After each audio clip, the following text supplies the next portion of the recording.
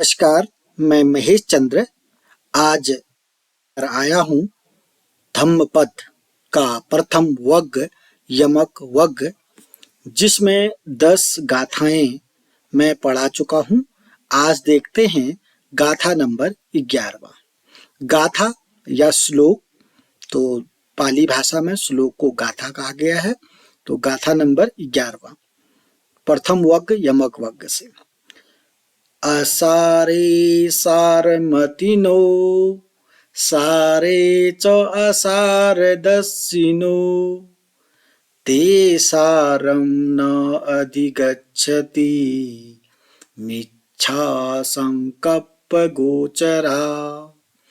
असारे असत्य, असार असार मतलब असत्य, सारम सार मतिनो जो असार को सार मतिनो मने समझते हैं। सिंपल सरल लिखा है। असारे मने असार को, यानी कि जो असत्य को सत्य समझते हैं। मतिनो मने मानते हैं या समझते हैं। यहाँ पर अगर कॉमा लगा दिया जाए तो और अच्छा हो जाएगा। जो असार को सार समझते हैं, यानी कि जो असत्य को सत्य समझते हैं। सारे च असारदस्सिनो, और सार को उसी का उल्टा है, और सार को असार समझते हैं, सत्य को असत्य समझते हैं। जो असत्य को सत्य समझते हैं और सत्य को असत्य समझते हैं, यानी कि उल्टा समझते हैं, ते सारम न अधिगच्छन्ति मिथ्या संकल्प गोचरा। वे मिथ्या संकल्प करने वाले लोग, वे मिथ्या मने झूठ, मिथ्या मने मिथ्या झूठ, झूठ का संकल्प करने वाले लोग न अधिगच्छन्ति सारम, वो सार को नहीं जान सकते, वे सार को प्राप्त नहीं कर सकते। सार का मतलब क्या बताया हमने?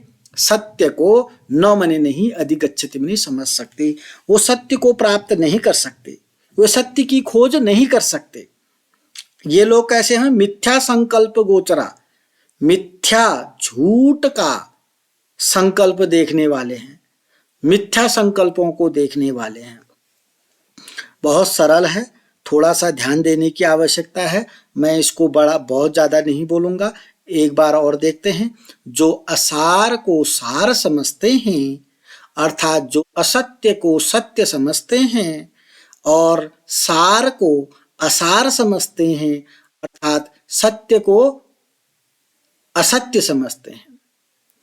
असार का मतलब है असत्य को सत्य, सार का मतलब है सत्य को असत्य समझते हैं।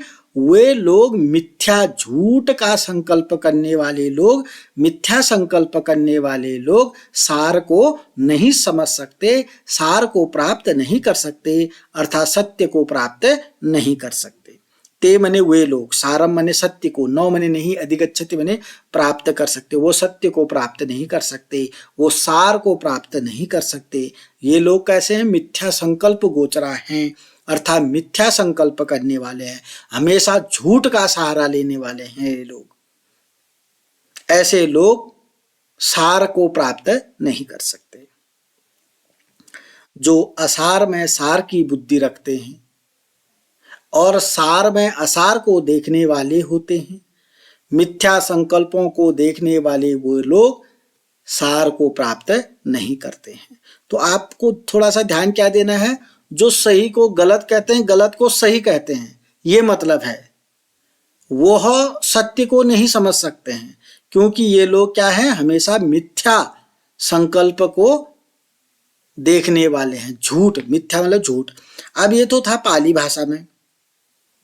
अब आपको एक प्रश्न आता है छाया लिखने के लिए, तो मैंने आज 11वीं गाथा में इसकी छाया भी लिखी है। छाया का मतलब है ये जो पाली भाषा में लिखा गया 2 लाइन की गाथा है, इसको 2 लाइनों में संस्कृत में लिखना है। अब देखिए कितना सरल है, कितना जटिल है। असारे को असारे लिखा है, सारमतिनो को सारमतयः लिखा है, सारे को सारे ही लिखा है।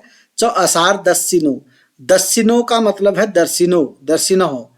तो जो देख लीजिएगा, असार दर्शिनो, क्या है? दस्सिनो को दर्शिनो लिखा है। इतना ही अंतर है। सारम ते सारम न अधिगच्छति न अधिगच्छन्ति, यहाँ पर भी गच्छन्ति ही था तो हम यहाँ पर गच्छन्ति लिख देते हैं।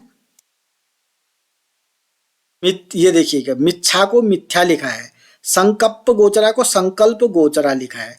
तो एक बार आप पॉज करके स्क्रीनशॉट करके आप अर्थ तो समझ गए होंगे इसका, तो थोड़ा सा आपको नया जो सवाल एक है, छाया कैसे लिखा जाता है, तो संस्कृत छाया जो ये ग्रीन कलर में मैंने लिखा है, कैसे लिखा गया, बहुत शब्द सेम टू सेम है और कुछ कुछ शब्द अलग हैं, उस पर आपने विचार करना है, उसको समझना है।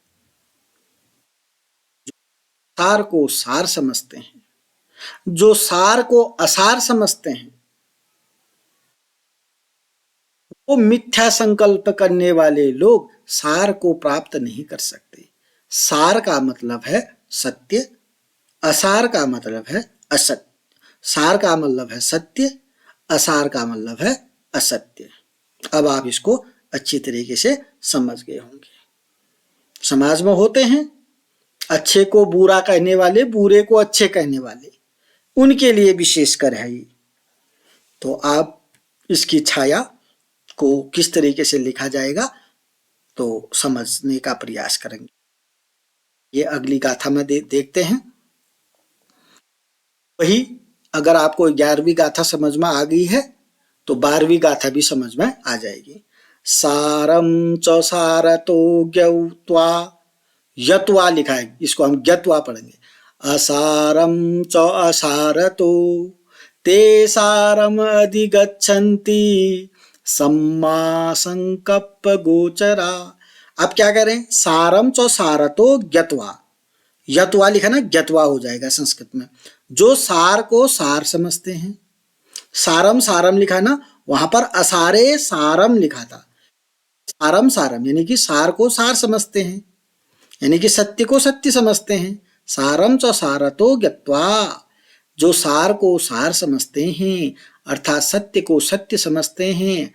असारम च असारतो, जो अर्थात असत्य को असत्य समझते हैं, जैसा है वैसा समझते हैं। अगर झूठ है तो झूठा ही समझेंगे उसको, अगर सत्य है तो सत्य समझेंगे, समझ गए होंगे। ते सारम अधिगच्छ, वे सार को समझ पाते हैं। सम्मा संकल्प गोचरा, ये कैसे, सम्मा सम्मा माने सम्यक, संकल्प को देखने वाले हैं। वो उसमें क्या था, झूठ मिथ्या संकल्प को देखने वाले हैं। यहाँ सम्मा माने सम्यक संकल्प को देखने वाले हैं।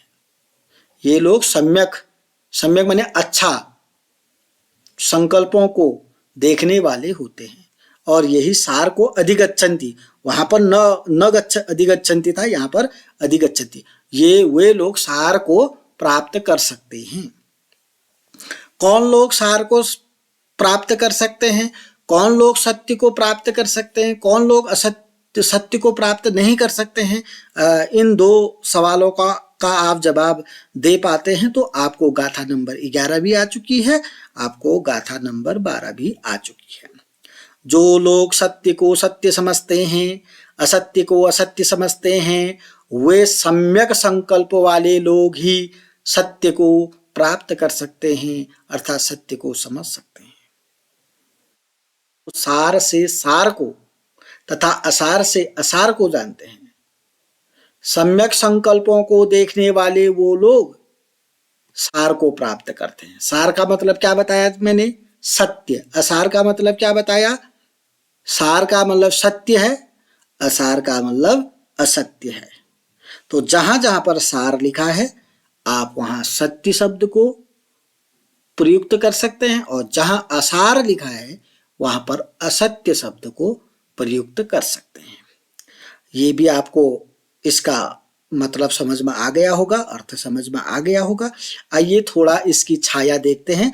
छाया अगर आपको 11वां आ गया सेम टू सेम होगा, थोड़ा सा ज्यादा अंतर नहीं है। सारम सारम, चौ चौ, सारतो सारतो, एक ही शब्द है। जो यत्वा लिखा है ना, इसको ज्ञातवा ज्ञातवा लिखा है।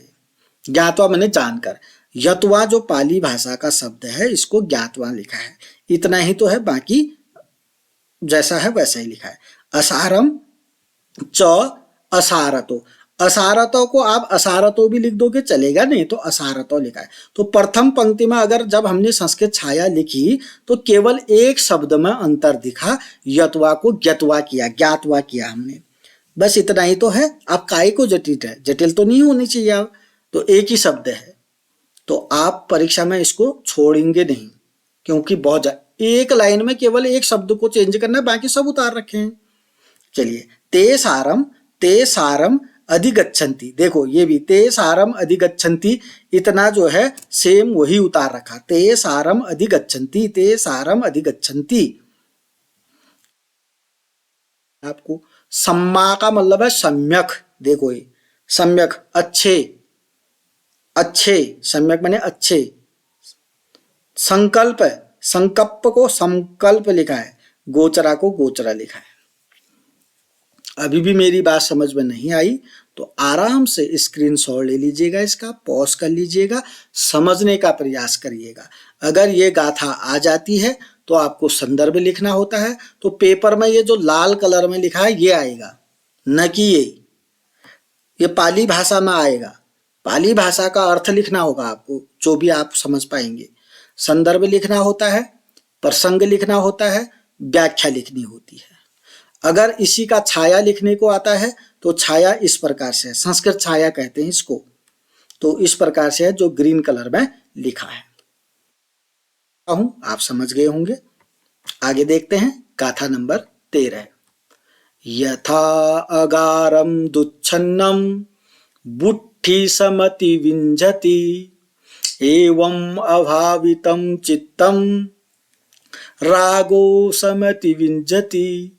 क्या कह रहे हैं? यथा माने जैसे, अगारम माने मकान में, मकान को, दुच्छन्न माने अच्छी तरीके से छना नहीं है, ठीक है ना, जिस मकान को अच्छी तरीके से छना, दुच्छन्न माने छाया नहीं है। जैसे हमारे पहले के मकान हुआ करते थे ना, पाथरों के हुआ करते थे, तो पाथर अगर छत को हम अच्छी तरीके से छाएंगे नहीं तो क्या हो जाएगा, बुट्ठी माने वृष्टि, ये बुट्ठी शब्द है जो ना, इसका मतलब है वर्षा, वृष्टि।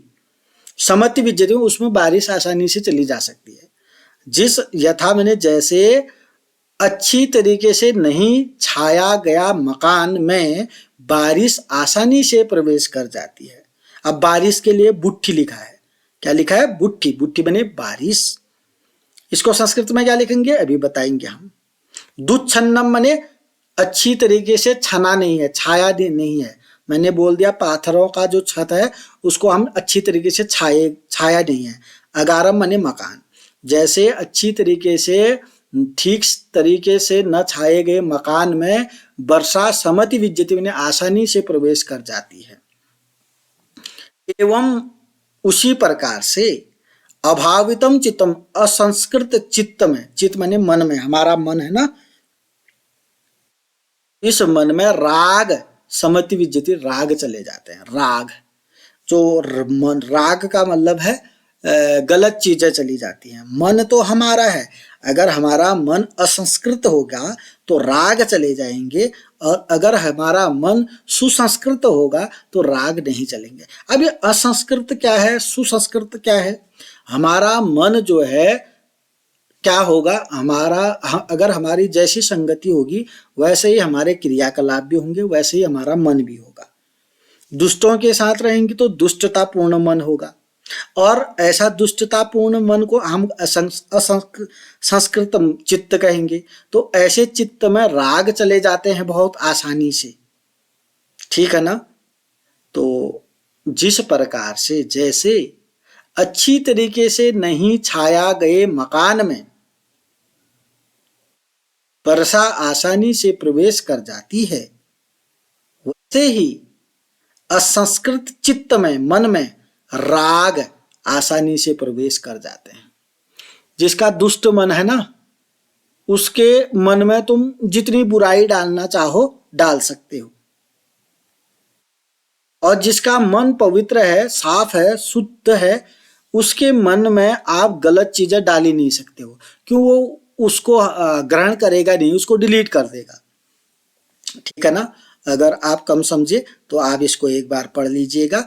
जिस प्रकार वर्षा ठीक से न छाए गए मकान में प्रवेश कर लेती है, उसी प्रकार राग असंस्कृत चित्त में प्रवेश कर लेते हैं। राग गलत चीज है। राग द्वेष का मतलब है, राग द्वेष आसानी से चले जाते हैं। और राग द्वेष किसके मन में चले जाते हैं? राग द्वेष कौन ज्यादा रखता है? जिसका मन जो है चित्त है असंस्कृत होगा, उसके पास राग ज्यादा रहते हैं, द्वेष वही लोग ज्यादा करते हैं। अब इसका आप छाया देख लीजिएगा। यथा यथा अगारम, यथा अगारम हमने एक ही शब्द में लिख दिया, वही है। अब दुच्छन्नम देखिएगा, दुच्छन्नम को हमने वही लिखा है। दुच्छन्नम मैंने कठिनाई से छना गया, अच्छी तरीके से नहीं छना गया।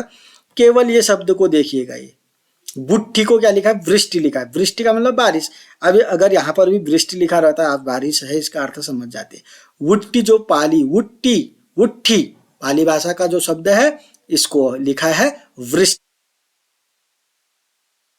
समति विद्यति देखो, दो जगह है, समति विद्यति, समति विद्यति। संस्कृत में समति विद्यति लिखा है, समति को वही है, विद्यति को विद्यति लिखा है। बस विद्यति, आप थोड़ा सा तो ध्यान तो देना ही पड़ेगा आपको। समति विद्यति, समति विद्यति, ठीक है ना। एवं अभावितम, एवं अभावितम वही लिखा है, चित्तम वही लिखा है, रागों को राग लिखा है। बस कितने शब्द चेंज करने हैं? एक बुट्टी को चेंज करना है, बुट्टी का मतलब, बुट्ठी का मतलब वृष्टि है। समति विद्यति को चेंज करना है, समति विद्यति है।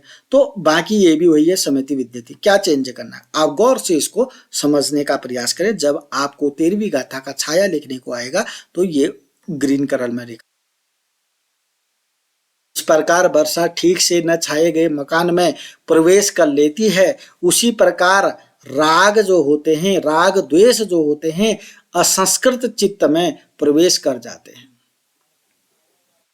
का मन, जिसका चित्त पवित्र साफ सुसंस्कृत नहीं होगा ना, उसके दिलो दिमाग में उसके हमेशा वह आदमी क्या करता है? द्वेष करता है, राग रखता है। वो राग द्वेष तो जानते ही होंगे आप लोग, ठीक है ना। दुश्मनी कौन लेगा? जिसका मन पवित्र नहीं होगा। और जिसका मन पवित्र होगा, साफ होगा ना, वो इन चीजों से दूर रहेगा, उसके मन में राग द्वेष आएंगे ही नहीं। चलिए, उम्मीद करूंगा कि आपको 13वीं गाथा समझ में आ गई होगी। चलिए आज 14 देखते हैं। यथा अगारम सुछन्नम, वही है 13वीं गाथा का विलोम है। यथा अगारम सुछन्नम वुट्ठी न समति विज्जति, एवं सुभावितम चित्तम रागो न समति विद्यते। राग न लिख दिया, राग प्रवेश नहीं करेंगे। किसके? यथा मने जैसे, अगारम मने मकान में, सुछन्नम वहां दुछन्नम लिखा है, अच्छी तरीके से छाए गए मकान में। वुट्ठी मने वर्षा, न मने नहीं, समति विद्यति मने प्रवेश कर सकती है। जिस मकान को अच्छी तरीके से छाया जाएगा, समझ गए होंगे ना छाना। अब तो पाथर वाले मकान ही नहीं बन रहे तो कहां से जानेंगे छाना। लेंटर भी चूदने लग जाते हैं कभी कभी। अगर उसमें गारा सीमेंट, जो भी सीमेंट की मात्रा या रेता की मात्रा सही नहीं हो ना, तो लेंटर भी चूने लग जाते हैं। ये भी तुम्हें समझ में आता होगा कि लेंटर भी चूते हैं। तो यहाँ पर अच्छी तरीके से छाया गया जो छत होता है, उसमें बारिश आसानी से न मने नहीं प्रवेश करते, बारिश आसानी से प्रवेश नहीं कर सकती। जिस प्रकार से अच्छे तरीके से छाए गए मकान में बारिश प्रवेश नहीं कर सकती, इसी प्रकार से सुभावितम चित्तम, सुसंस्कृत चित्त में, सुसंस्कृत चित्त में राग प्रवेश नहीं कर सकते। चित्त में प्रवेश कर सकते हैं,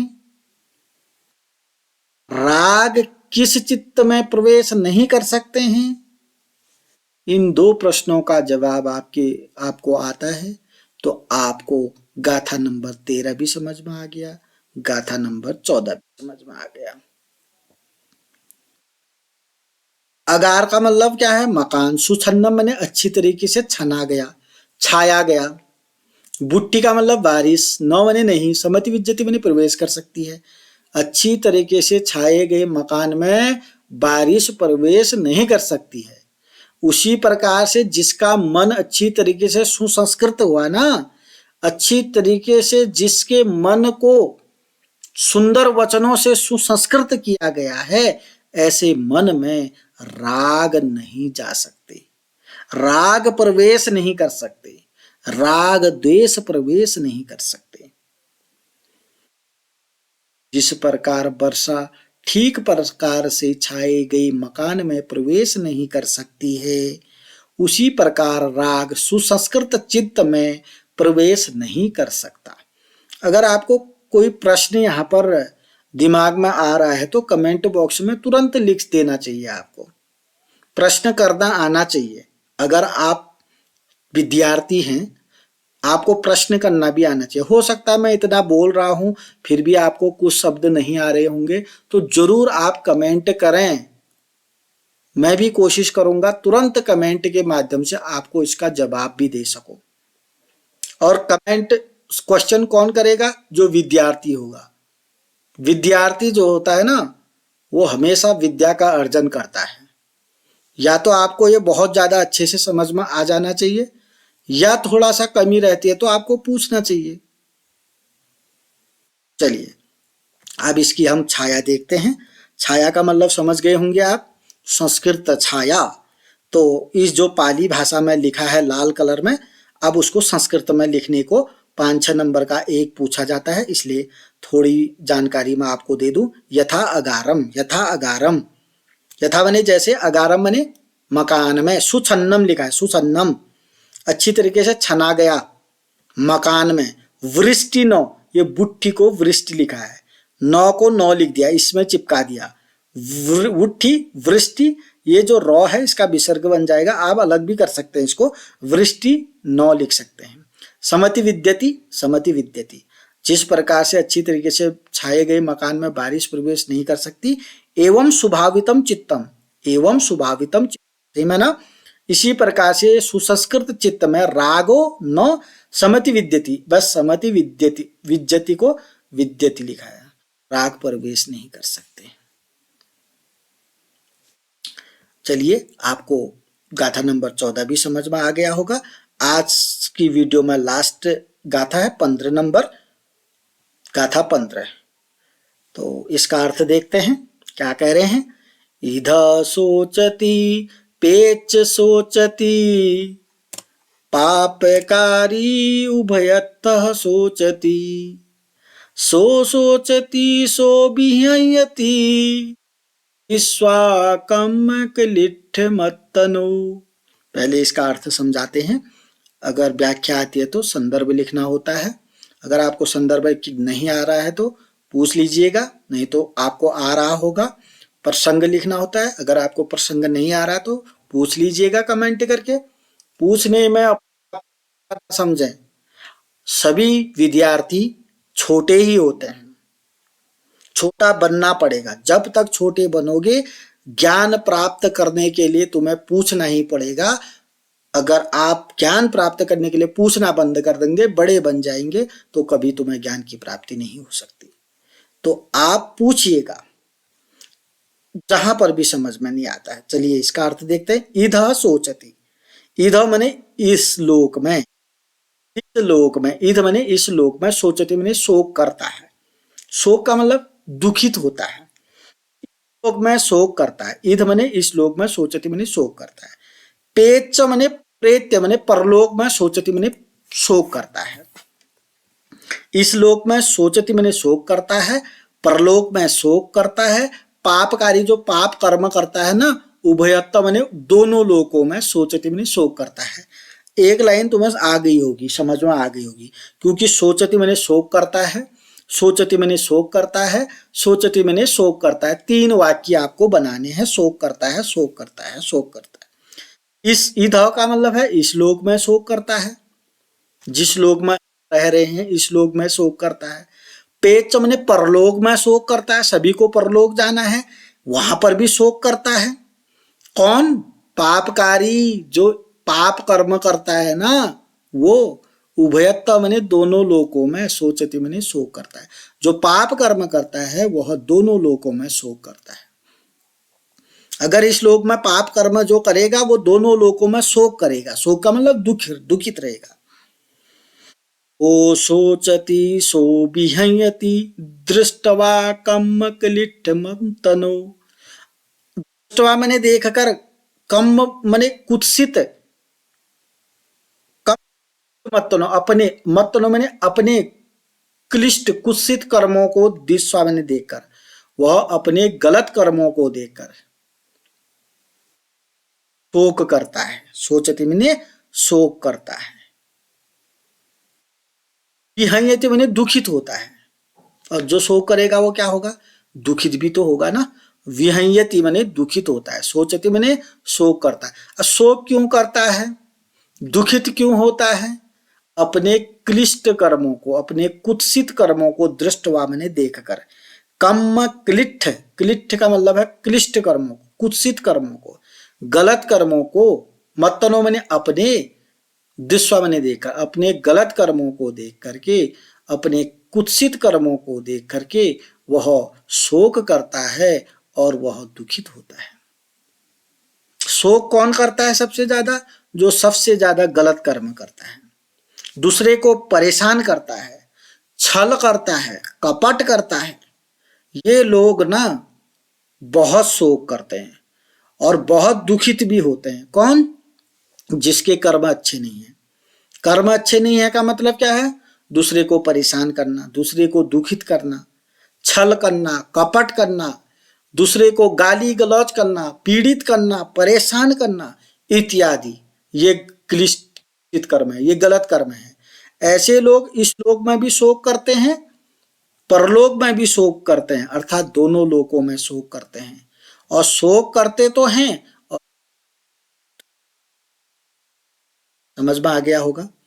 इध सोचती, इस लोक में शोक करता है, पेच सोचती, परलोक में शोक करता है, पापकारी उभयत सोचती, जो पाप कर्म करता है दोनों, उभयत माने दोनों लोकों में शोक करता है। सोचती, वह शोक करता है, कौन शोक करता है, कैसे शोक करता है, अपने मत्तनो माने अपने, कम मैंने कर्म, क्लिष्ट का मतलब होता है कुत्सित कर्मों को, दृष्टवा मैंने देख, वह अपने कुत्सित कर्मों को देख करके शोक करता है। वह शोक करके विहयति मैंने दुखित होता है। इस लोक में शोक करता है, परलोक में शोक करता है, पाप कर्म करने वाला दोनों लोकों में शोक करता है। इसलिए सावधान, कभी भी पाप कर्म ना करें, किसी को परेशान मत करें, किसी को बुरा कहें ही मत, मन से भी बुरा ना सोचें किसी के बारे में। अगर आप इस श्लोक की बात को मानते हैं, इस गाथा की बात को मानते हैं, तो आप किसी को परेशान ना करें, छल कपट किसी से ना करें, क्योंकि ऐसा करने से इस लोक में भी दुख मिलेगा, परलोक में भी मिलेगा, दोनों लोकों में वह अपने कुत्सित कर्मों को देखकर शोक करता है। और जो शोक दुख कहाँ से आएगा, अगर हम अब पूरे कर्म करेंगे, अगर हम किसी को प्रताड़ित करेंगे, परेशान करेंगे, छल कपट करेंगे, तो अपने कर्मों को बार बार याद करके शोक करेंगे हम। तो इसलिए ऐसा ना करें। और दुखित होता है, वही व्यक्ति सबसे ज्यादा दुखित होता है। अब समाज में देख लेना, इस तरीके से उदाहरण मिल सकते हैं आपको, तो सीखने वाला चीज है, आप इससे कुछ न कुछ सीख सकते हैं। बस अंततः ये करना है कि किसी के साथ बुरा नहीं करना है। चलिए गाथा नंबर 15 का संस्कृत छाया देखते हैं। इध सोचती, इध सोचती, अब देख लीजिएगा, सोचती सोचती सोचती सोचती, 4 बार तो सोचती लिखा है, तो सोचती को ही पहले देख लीजिएगा। सोचती को जो ये वाला जो 100 है, इसको तालबी 100 में लिख दिया है, ठीक है ना। तो 100 को बदल दिया है, तो आपको 3 सोचती अच्छे लिख सकते हैं। सोचती सोचती सोचती अपनी जगह पर। इध को इह लिखा है, इध का मतलब इस लोक में, इह लिखा है, इध का मतलब इह, इस लोक में शोक करता है। पेच को प्रेत्य लिखा है, परलोक में शोक करता है। पापकारी को पापकारी लिखा है, उभयत्र को उभयत्र लिखा है, उभयत्र माने दोनों ओर, सोचती माने पाप कर्म करने वाले दोनों लोकों में शोक करता है। सो को सौ लिखा है, आप सो लिखेंगे तब भी चल जाएगा। सो को सौ लिखा है, सोचती आप जानते हैं, सो को सौ लिखा है। व्यहन्यति को व्यहन्यते शब्द है, व्यहन्यति व्यहन्यते, सो दुखित होता है। त्वा को बदलना है कैसे? दृष्टवा। दृष्टवा का मतलब होता है देखकर। कम कर्म, क्लिष्ट क्लिष्ट, मत्तनो मने आत्मनो, कर्म क्लिष्टम आत्मनो, कम क्लिष्ट मत्तनो, कर्म क्लिष्टम आत्मनो। तो ये रही इसकी छाया के साथ, संस्कृत छाया के साथ संदर्भ प्रसंग सहित व्याख्या। तो आज की वीडियो में हमने 5 गाथाएं रखी 11 से 15 तक, जिसका हमने आपको संदर्भ करना भी सिखाया, प्रसंग सिखाया और व्याख्या करना सिखाया। उसके साथ संस्कृत छाया कैसे की जाती है ये भी सिखाया। अगर अभी तक आपने चैनल को सब्सक्राइब नहीं किया तो सब्सक्राइब करेंगे, वीडियो पसंद आती है तो लाइक करेंगे, कमेंट करेंगे, अपने दोस्तों के साथ शेयर करेंगे। नमस्कार, धन्यवाद।